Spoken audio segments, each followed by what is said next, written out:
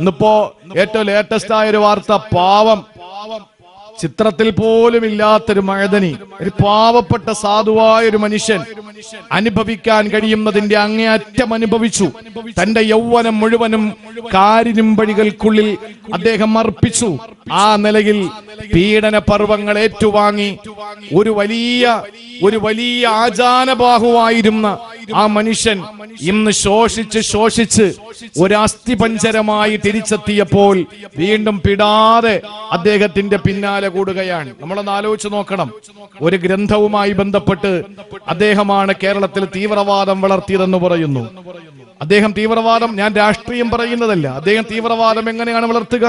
അടിച്ചമർത്തപ്പെടുന്ന മനുഷ്യ വിഭാഗത്തിന്റെ, ദളിത് വിഭാഗത്തിന്റെ, ന്യൂനപക്ഷ വിഭാഗങ്ങളുടെ ആ വിഷമങ്ങൾ, അവരുടെ അനുഭവങ്ങൾ ഉറക്കെ ഒന്ന് വിളിച്ചു പറഞ്ഞു എന്നൊരു തെറ്റേ അദ്ദേഹം ചെയ്തിട്ടുള്ളൂ. അതൊരു തെറ്റാണ് എന്ന് ലോകത്താരും പറയുകയുമില്ല. പക്ഷേ അദ്ദേഹം അത് തെറ്റാണ് എന്ന് വിളിച്ചു പറഞ്ഞു.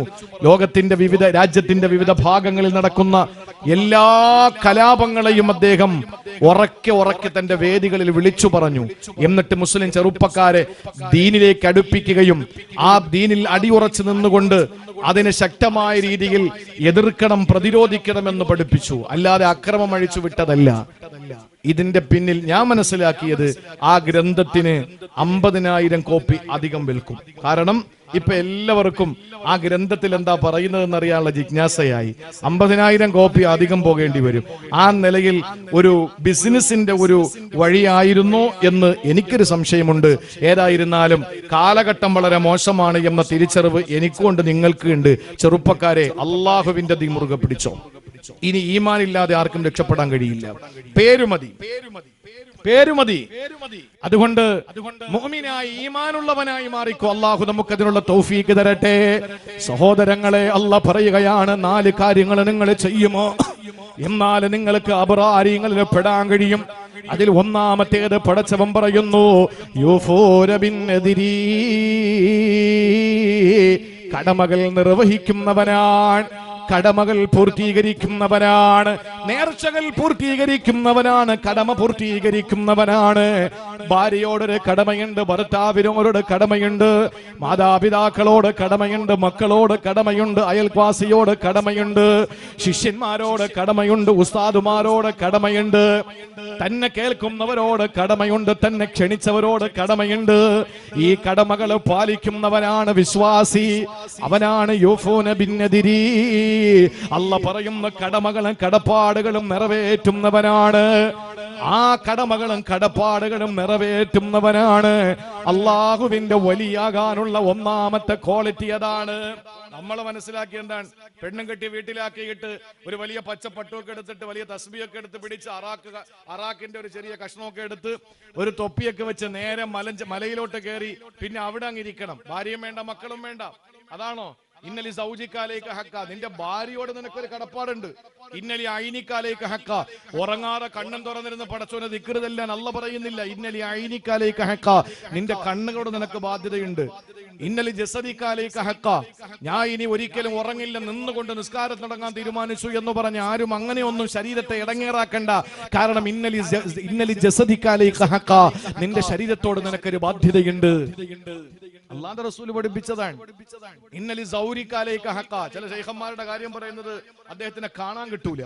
അദ്ദേഹത്തിനെ കാണുക എന്ന് പറയുന്നത് ഭയങ്കര ഒരു സൗഭാഗ്യമാണ്. അദ്ദേഹം അങ്ങനെ ജനങ്ങളുടെ മുമ്പിലൊന്നും വരൂല. ജനങ്ങളുടെ മുമ്പിൽ വരില്ലെങ്കിൽ ഏതെങ്കിലും പാറയുടെ കയറി ഇരിക്കണം. റസൂലുള്ള പഠിപ്പിച്ച എന്താണ്? ഇന്നലി സൗരിക്കാലേക്ക് ഹക്ക, നിന്റെ വിസിറ്റേഴ്സിനോട് നിനക്കൊരു ബാധ്യതയുണ്ട്. ആ വിസിറ്റേഴ്സ് തന്നെ കാണാൻ വരുന്നവരെ മനോഹരമായ നിലയിൽ സൽക്കരിച്ചാൽ മാത്രമേ നിനക്ക് ആരാകാൻ പറ്റൂ? അബ്റാറാകാൻ പറ്റൂ. അബ്റാറായാലേ വലിയാകാൻ പറ്റൂ. ഒന്നാമത്തെ കടമ തന്നെ അല്ല പറഞ്ഞത്, യൂഫൂന ബിന്നദിരി, കടപ്പാടുകൾ പൂർത്തീകരിക്കണമെന്നാണ്, കടമ നിർവഹിക്കണമെന്നാണ്. നബി തങ്ങൾ ആരെങ്കിലും മുസാഫഹത്ത് ചെയ്താൽ നമ്മളിപ്പോ ബറക്കത്ത് കൊടുത്ത് തേച്ചുകൊണ്ട് പോകാൻ, കാരണം സമയമില്ല. നമ്മൾ വലിയ ആളുകളായപ്പോ കയ്യിൽ പിടിക്കുന്ന ആളുകളെ കയ്യിൽ ഇങ്ങനെ തേച്ച് ബറക്കത്ത് കൊടുത്തോണ്ട് പോവാൻ. അഷ്റഫുൽ ഖൽക്കിന്റെ കയ്യിൽ ആരെങ്കിലും പിടിച്ച ആള് വിടുന്നത് വരെ റസൂലുള്ള കൈവിടില്ലായിരുന്നു. നബിതങ്ങളെ പറ്റി പഠിപ്പിക്കുന്നത് അങ്ങനെയാണ്. നബിതങ്ങളുടെ ശൈലി അതാണ് സല്ലല്ലാഹു അലൈഹി വസല്ലം. പിടിച്ച ആള് കൈവിടുന്നത് വരെ വിടില്ല. അള്ളാഹുവിന്റെ ഹബീബ് നബി മുഹമ്മദ് മുസ്തഫ കടമകൾ പൂർത്തീകരിക്കുന്നവനാണ്. യൂഫൂന ബിന്നദർ, കടമകളും കടപ്പാടുകളും പൂർത്തീകരിക്കുന്നവരാണ്. ആളുകളോട് നമുക്കൊരു ബാധ്യതയുണ്ട്. പടച്ചവരോടുള്ള ബാധ്യതകൾ ഒരുപക്ഷെ വീഴ്ച വന്നു പോയാലും, ഇബാദത്തില് വീഴ്ച വന്നു പോയാലും, നമസ്കാരത്തില് കുറവ് വന്നു പോയാലും, നോമ്പില് വീഴ്ച വന്നു പോയാലും പടച്ചവനോട് കരളൊരുകി ദുആ ചെയ്താ പടച്ചോ മാപ്പ് തരും. പക്ഷേ പടപ്പുകളോടുള്ള ബാധ്യതകൾ പൂർത്തീകരിക്കാത്തവന് പടച്ചോ മാപ്പ് കൊടുക്കില്ല. അതുകൊണ്ടല്ലേ നബി തങ്ങളുടെ മുന്നിൽ വന്ന് പറയുകയാണ്, അബൂദർ റളിയല്ലാഹു തആല അൻഹു പറയുകയാണ്, ഒരാൾ റസൂലുള്ളാഹിന്റെ മുന്നിലേക്ക് കടന്നു വന്നിട്ട് ചോദിച്ചു, നബിയേ, അല്ലാഹുവിന്റെ ഹബീബേ, ഒരു മനുഷ്യൻ ചെയ്യുന്ന ഏറ്റവും വലിയ ശ്രേഷ്ഠമായ ഇബാദത്ത് ഏതാ? അല്ലാഹുവിന്റെ റസൂൽ ഇബാദത്തിനെ പഠിപ്പിച്ചു കൊടുത്തപ്പോ തിരിച്ചു ചോദിച്ചു, നബി അതിന് കഴിഞ്ഞില്ലെങ്കിലോ? അടുത്ത ഇബാദത്ത് പറഞ്ഞു കൊടുത്തു, അതിന് സാധിച്ചില്ലെങ്കിലോ? മൂന്നാമത് റസൂലുള്ള പറഞ്ഞതെന്താണ്? നീ ജനങ്ങൾക്ക് ഇടങ്ങേറാക്കാതിരിക്കുന്നതും ഇബാദത്താണ്. ഒരുപാട് കാര്യങ്ങൾ ചെയ്യാനും വേണ്ട, ആരെയും ഉപദ്രവിക്കാതെ മര്യാദയ്ക്കിരിക്കോ, അതും ഇബാദത്താണെന്ന് നബി മുഹമ്മദ് മുസ്തഫ സ്വലാത്തല്ലേ നബി മുഹമ്മദ് മുസ്തഫ സല്ലല്ലാഹു അലൈഹി വസല്ലം. ഇത് സയ്യിദന്മാരുടെ പള്ളിയാണ്. നോട്ടീസിലുള്ളത് തന്നെ അങ്ങനെയാ, തങ്ങളുടെ തയ്ക്കാവ്, തങ്ങളുടെ തയ്ക്കാവാണ്.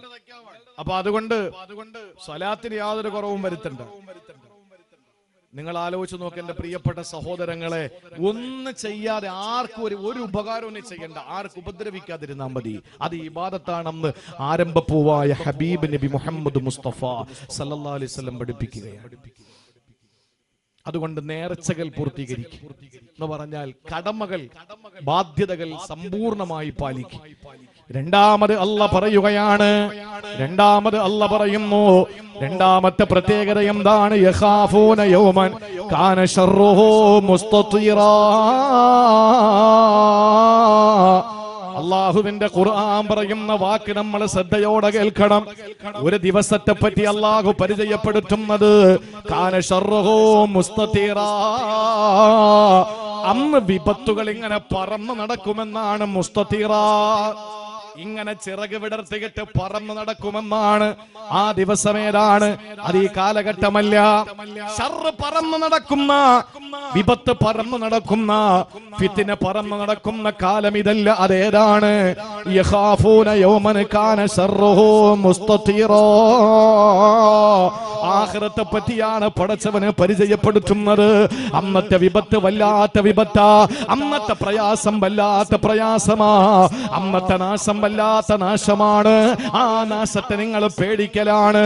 ചോദിക്കട്ടെ ചാത്തിനാങ്കുളത്തുകാരാ, ആഖിറത്തെ പറ്റി നിങ്ങൾക്ക് വല്ലതും അറിയോ? ഞാൻ 1000 വട്ടം പറയാ, എന്നെ കേൾക്കുന്ന തക്കാവില് ഈ പരിശുദ്ധമായ മജ്ലിസിൽ ഒരുമിച്ച് കൂടിയ, ഈ അനുഗ്രഹീതമായ മജ്ലിസിൽ ഒരുമിച്ച് കൂടിയ എന്നെ കേൾക്കുന്ന ഒരു പുരുഷന്മാർക്കും ആഖിറത്തെ പറ്റി അറിയില്ല. എന്നെ കേൾക്കുന്ന സഹോദരിമാർക്കും അറിയില്ല.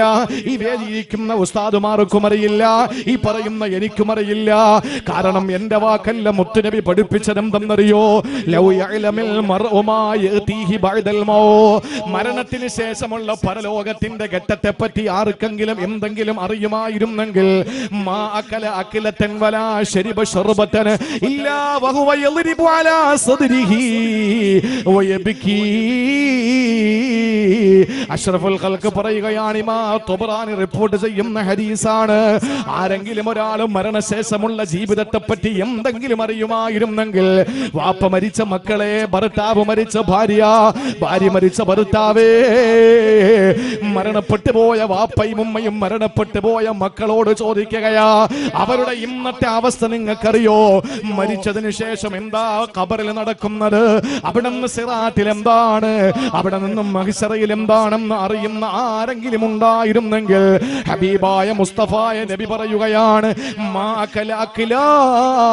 അവരൊരുള ഭക്ഷണം കഴിക്കില്ല, വലാ ശരിബ ശർബ, ഒരു കവള വെള്ളം കുടിക്കില്ല, ഇല്ലാ വഹുവ യബ്കി വയദ്രിബു അലാ സദ്രിഹി. നെഞ്ചത്തടിച്ച് കരഞ്ഞിട്ടല്ലാതെ കുടിക്കാനും തിന്നാനും അവർക്ക് കഴിയില്ലെന്ന് ഇന്നേവരെ കളവ് പറയാത്ത മുഖ്ബിറേ സാദിഖ് നബി മുഹമ്മദ് മുസ്തഫ. ഞാൻ ഉച്ചഭക്ഷണം കഴിച്ചു, വൈകുന്നേരം ചായ കുടിച്ചു, ഞാൻ നെഞ്ചത്തടിച്ച് കരഞ്ഞിട്ടില്ല. അത് എന്തുകൊണ്ടാണ്? മരണശേഷം എന്താ നടക്കുന്നതെന്ന് എനിക്കറിയില്ല. നിങ്ങൾ ഉച്ചഭക്ഷണം കഴിച്ച്, ഒരുപക്ഷെ രാത്രിയിലെ ഭക്ഷണം കഴിച്ച്, ഡിന്നർ കഴിച്ചുകൊണ്ട് എന്റെ മുന്നിലിരിക്കുന്നവരാകാം. പക്ഷേ നിങ്ങൾ വൈകുന്നേരം ഭക്ഷണം കഴിച്ചപ്പോ കരഞ്ഞില്ലല്ലോ. എന്താ കരയാത്തത്? എന്താ കരയാത്തത്? ഈ വേദിയിരിക്കുന്ന ഉസ്താദുമാര് കരഞ്ഞിട്ടില്ല. അവരും ഭക്ഷണം കഴിച്ചു വന്നു. എന്തുകൊണ്ടാണ് കരയാൻ കഴിയാത്തത്? എന്തുകൊണ്ടാണ്? പരലോകത്തെ പറ്റി നമുക്ക് അറിയാൻ സാധിച്ചില്ല എന്നുള്ളത് കൊണ്ടാണ്. അതുകൊണ്ട് പരലോകത്തെ പറ്റി നമ്മൾ അറിഞ്ഞിരുന്നെങ്കിൽ ആ അറിയിപ്പ് നമുക്ക് അല്ലാഹു തരുമ്പോ, പടച്ചതമ്പുരാന്റെ അള്ളാന്റെ ഹബീബിന്റെ നാവിലൂടെ ലോകത്ത് പഠിപ്പിക്കുമ്പോ അത് അറിയേണ്ട വിധം നമ്മൾ പഠിച്ചിട്ടില്ല. പഠിച്ചിരുന്നുവെങ്കിൽ നമ്മൾ വെള്ളം കുടിക്കില്ല, ഒരു തുള്ളി വെള്ളം നമ്മൾ കുടിക്കില്ല, ജനപാനം നടത്തില്ല, ഒരു കവിള് ഭക്ഷണം നമ്മൾ കഴിക്കില്ല. കരഞ്ഞിട്ടും നെഞ്ചത്തടിച്ചിട്ടുമല്ലാതെ കഴിക്കാനും കുടിക്കാനും കഴിയില്ലെന്ന് നബി മുഹമ്മദ് മുസ്തഫ. ആ ദിവസത്തെയാണ് പേടിക്കേണ്ടത്. യഖാഫൂന യൗമൻ കാന ശർറുഹു മുസ്തതീറാ. ഇങ്ങനെ ശർറ് പറന്ന് നടക്കുന്ന ദിവസത്തെ പേടിക്കലാണ്. വിശദീകരിക്കുന്നില്ല. മൂന്നാമതായിട്ട് ഖുർആൻ പറയുന്നു, മൂന്നാമതായിട്ട് നമ്മൾ ചെയ്യേണ്ടത് എന്തെന്നറിയോ? ആഖിറത്തെ പറ്റി ഭയമാണ് രണ്ടാമത്തേത്. ഒന്ന് ഇബാദത്തുകൾ അഥവാ പൂർണ്ണമായി നമ്മൾ ചെയ്യുന്ന കടമകൾ. ഇനി മൂന്നാമത് അല്ലാഹു പറയുന്നത് വയുതഇമൂന തുആമ അലാ ഹുബ്ബിഹി മിസ്കീനൻ വയതീമൻ വഅസീറാ. വിശക്കുന്നവന് ഭക്ഷണം കൊടുക്കണം. ഔലിയാക്കൾ എന്ന് പറഞ്ഞാൽ അവര് സ്വന്തമായി കഴിച്ചിട്ട് മറ്റുള്ളവരെ പരിഗണിക്കാത്തവരൊന്നും അല്ല. ഔസുൽ ആലമിന്റെ ഒരു വാക്ക് മാത്രം മതി നമുക്കത് മനസ്സിലാക്കാൻ. ഔസുൽ ആലം എന്താ പറഞ്ഞത്? ഫതഷ്തുൽ അമാല കുല്ലഹ. ഇസ്ലാമിന്റെ കർമ്മ അനുഷ്ഠാനങ്ങളെ മുഴുവനും ഞാൻ തലനാരിഴ പരിശോധന നടത്തിയപ്പോൾ ഫമാ വജത്തു അഫ്ളല മിൻ ഇത്ആമി തആം. ഭക്ഷണം കൊടുക്കുന്നതിനോളം പുണ്യമുള്ള അമല് ഇസ്ലാമിന്റെ അനുഷ്ഠാനങ്ങളിൽ ഞാൻ കണ്ടിട്ടില്ല. ഇസ്ലാമിന്റെ അനുഷ്ഠാനങ്ങൾ ഞാൻ കണ്ടിട്ടില്ല. ഏറ്റവും ശ്രേഷ്ഠമായ അമല് ഞാൻ മനസ്സിലാക്കിയത് ഭക്ഷണം നൽകലാണ്. ഭക്ഷണം കൊടുക്കണം. ആർക്ക്? ആർക്ക്? ഞാൻ ഒരു ചെറിയ കാര്യം പറയട്ടെ. ചെറിയൊരു കാര്യം ഞാൻ പറഞ്ഞു തരാം. വലിയ പണക്കാരുടെ കല്യാണം വിളിക്കുന്ന ആരെയാണ്? സമ്പന്നന്മാരുടെ കല്യാണം വിളിക്കുന്നത് ആരെയാണ്? ഒരു ജില്ലയില്, ഞാൻ ആ ജില്ല പറയുന്നില്ല തൽക്കാലം, ലൈവ് ഉള്ളത് കൊണ്ടാണ്, പേടിച്ചിട്ടല്ല, ആവശ്യമില്ലാത്തത് കൊണ്ട്. ആ ജില്ലയില് ഞാൻ പ്രസംഗിക്കാൻ എഴുന്നേൽക്കുന്നതിന് മുമ്പ് ഉദ്ഘാടനം ചെയ്തത് ഒരു MLA ആണ്. അദ്ദേഹം പ്രസംഗത്തിൽ പറഞ്ഞത്, ഈ നാട്ടിലെ ഒരു പ്രമുഖനായ വ്യവസായി എന്നെ കല്യാണം വിളിച്ചു. കല്യാണം വിളിച്ചപ്പോ ഞാൻ പറഞ്ഞു, അന്ന് സഭയുള്ള ദിവസമാണ്, വരാൻ പറ്റൂല. അപ്പൊ അദ്ദേഹം പറഞ്ഞു, വന്നില്ലെങ്കിലും കുഴപ്പമില്ല, എന്റെ വീട്ടിന്റെ മുമ്പിൽ ആ നൈം ബോർഡുള്ള വണ്ടി ഒന്നിട്ടേക്കണം, അതാണ് എന്റെ ആഗ്രഹം എന്ന് പറഞ്ഞാൽ, മോളെ കല്യാണത്തിന് മന്ത്രിമാരുടെ വണ്ടി, MLA-മാരുടെ വണ്ടി, അതിങ്ങനെ വീട്ടുമുറ്റത്ത് കിടക്കുന്നത് വലിയ ആഗ്രഹമാണ്. വിശക്കുന്നവനെ കല്യാണത്തിന് വിളിക്കൂല, വയറ് നിറഞ്ഞവനെ മാത്രം കളിക്കുന്ന കല്യാണമാണ് ഇന്നത്തെ കല്യാണങ്ങൾ. ആർക്കും വേണ്ടാത്തൊരു സമൂഹമാണ് പാവപ്പെട്ടവൻ. അവരെ ആരും കല്യാണത്തിനും വിളിക്കില്ല, അവർക്ക് ഭക്ഷണവും കൊടുക്കില്ല. വിളിക്കുന്നത് ആരെയാണ്? നല്ല പളപളപ്പുള്ള. ഇതിനെ നല്ല ബുദ്ധിജീവികൾ പരിചയപ്പെടുത്തുന്ന എങ്ങനെയാണെന്നറിയോ? പൊരിക്കാത്ത പപ്പടവും പൊരിച്ച പപ്പടത്തോടാണ്. ഈ പാവപ്പെട്ടവൻ, പൈസയൊന്നും ഇല്ലാത്തവൻ പൊരിക്കാത്ത പപ്പടം പോലെയാണ്. പൊടിയും പിടിച്ച് എടുത്തിട്ട് അവിടെ കിടക്കും, അപ്പുറത്തെടുത്തിട്ട് അവിടെ കിടക്കും, അവിടെ നിന്ന് എടുത്തിട്ട് അവിടെ കിടക്കും. അതാണ് പൊരിക്കാത്ത പപ്പടം, അല്ലേ? പൊടിയും പിടിച്ച് ഒരു കാണാൻ രസവും ഇല്ല, ഒന്നുമില്ല. പൊരിച്ച പപ്പടമാണെങ്കിലോ നല്ല ഗോൾഡൻ കളർ, തൊട്ടാൽ പൊളപൊള ശബ്ദം, കാണാൻ എന്ത് മൊഞ്ചാണ്, എടുത്തു വെച്ചാൽ എന്തൊരു ഗമയാണ്. പക്ഷേ നിങ്ങൾ ആലോചിച്ച് നോക്കൂ, ഈ പൊരിക്കാത്ത പപ്പടം 10 നില കെട്ടിടത്തിന്റെ മുകളിൽ നിന്നെടുത്ത് താഴെ എറിഞ്ഞാലും അതിന് ഒരു ദോഷം ഉണ്ടാവില്ല, അങ്ങനെ തന്നെ നിലത്ത് കിടക്കും. പക്ഷേ ഒരു നില കെട്ടിടത്തിന്റെ മുകളിൽ നിന്നും എടുത്തെറിയണ്ട, ഇരിക്കുന്ന പ്ലേറ്റിൽ നിന്ന് ചോറിന്റെ മുകളിൽ ഇരിക്കുന്ന പപ്പടം അറിയാതെ കയ്യൊന്ന് തട്ടി ആ തീൻമേശയിലൊന്ന് വീണാ മതി, പപ്പടം 10 കഷ്ണാവും, അല്ലേ? പൊരിച്ച പപ്പടം. നാശം എപ്പോഴും പണക്കാരനാ. പാവപ്പെട്ടവന് കോവിഡ് വന്നാലും പ്രശ്നമല്ല, എന്ത് വന്നാലും അവന് പ്രശ്നമല്ല. കാര്യം എന്താ? അവനിൽ നഷ്ടപ്പെടാൻ ഒന്നുമില്ല. വിശക്കുന്നവനെ മാറ്റി നിർത്തുകയാണ്. വയറ് നിറഞ്ഞവനെ മാത്രം വിളിച്ചിട്ട് ഭക്ഷണം കൊടുക്കുന്ന കല്യാണങ്ങളായി സൽക്കാരങ്ങളായി മാറുന്നു. അതിൽ കാര്യമില്ല പ്രിയപ്പെട്ടവരെ. അല്ലാഹ് പറയുകയാണ് ഭക്ഷണം കൊടുക്കേണ്ടത് ആർക്കാണ്?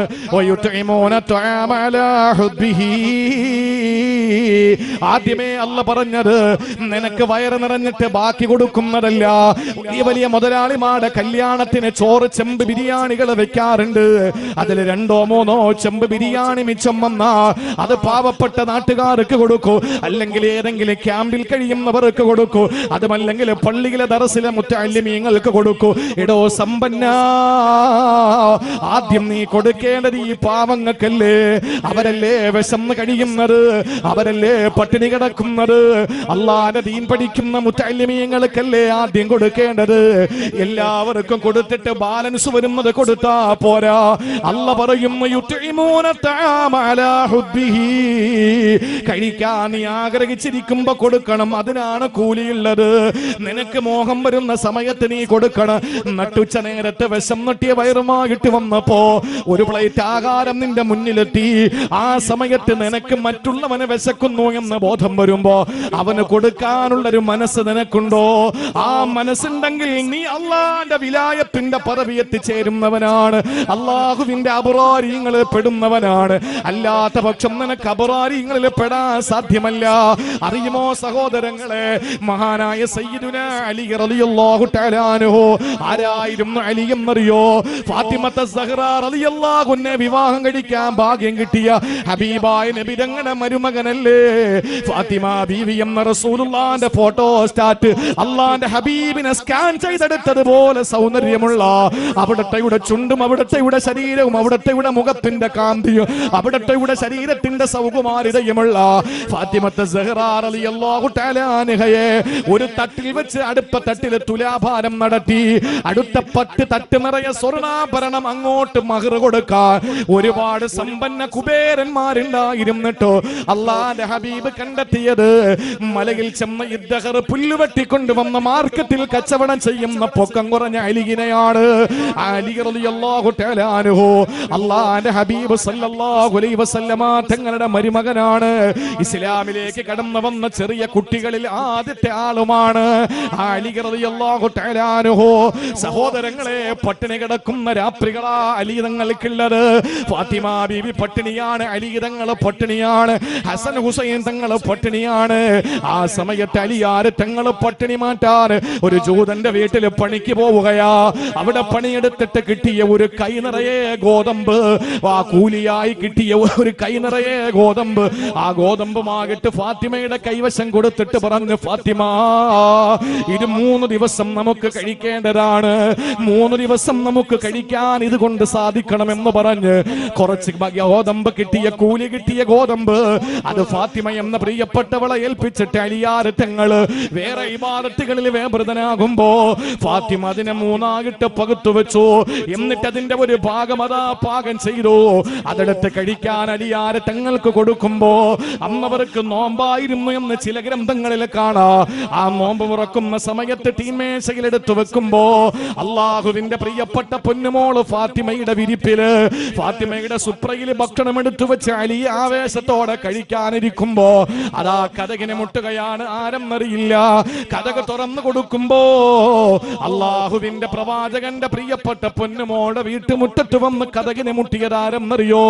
അള്ളാഹുവിന്റെ ഖുർആൻ, പരിശുദ്ധമായ ഇസ്ലാം മുന്നോട്ട് വെച്ച ആഗ്രഹത്തോടെ തന്റെ മുന്നിലെത്തിയ ഭക്ഷണം കഴിക്കുമ്പോ അത് ആർക്കാണോ കൊടുക്കുന്നത് അവനാണ് വിലായത്തിന്റെ പദവി കരസ്ഥമാക്കിയവനെന്ന് ഖുർആൻ പറഞ്ഞെങ്കിൽ അള്ളാഹുവിന്റെ ഖുർആൻ ഒരു വലിയനെ പരിചയപ്പെടുത്തുകയാ.